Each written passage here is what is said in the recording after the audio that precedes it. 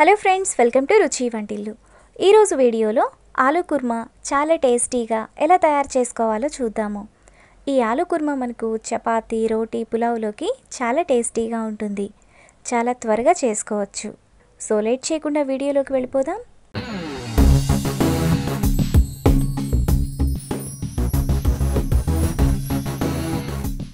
ముందుగా మిక్సీ జార్లో 2 టేబుల్ స్పూన్ల పచ్చి కొబ్బరి ముక్కలు, 1 టేబుల్ స్పూన్ గసగసాలు, 2 టేబుల్ స్పూన్ల వాటర్ మిలన్ సీడ్స్ వేసుకొని ఒకసారి మిక్సీ వేసుకోవాలి.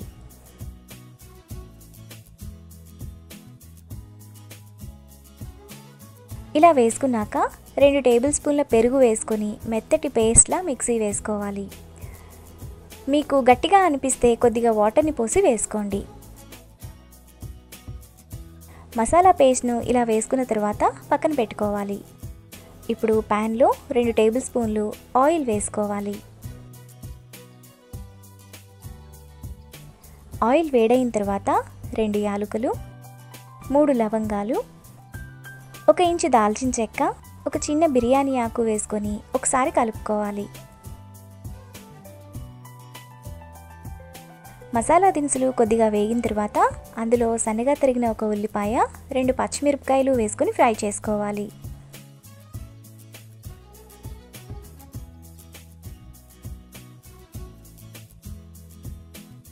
ఉల్లిపాయలు ఇలా వేగిన తర్వాత 1 టేబుల్ స్పూన్ అల్లం వెల్లుల్లి పేస్ట్, సన్నగా కట్ చేసుకుని 1 టమాటా వేసుకొని కలుపుకోవాలి. టమాటా సాఫ్ట్గా అయ్యేంత వరకు కలుపుకోవాలి. టమాటా ఇలా మెత్తగా ఉడికిన తర్వాత అందులో మిక్సీ వేసుకున్న మసాలా పేస్ట్,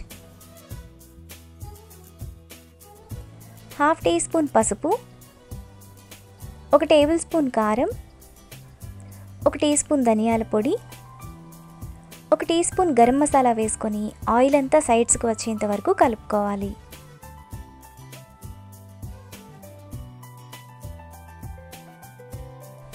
మసాలా ఇలా వేగాక అందులో 1/2 కిలో ఉడికించిన బంగాళదుంపలు,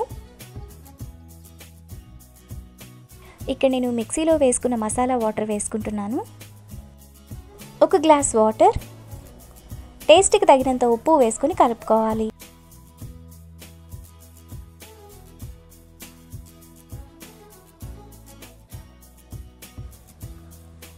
ఇలా కలిపిన తర్వాత మూత పెట్టి మధ్య మధ్యలో కలుపుతూ 10 నిమిషాలు మీడియం ఫ్లేమ్లో ఉడకనివ్వాలి. 10 నిమిషాల తర్వాత కర్రీని ఒకసారి కలుపుకోవాలి.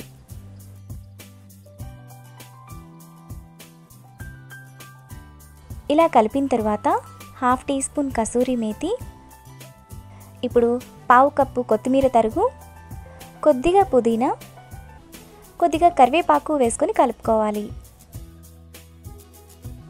కర్రీని మరో 2 నిమిషాల పాటు ఉడకనివ్వాలి.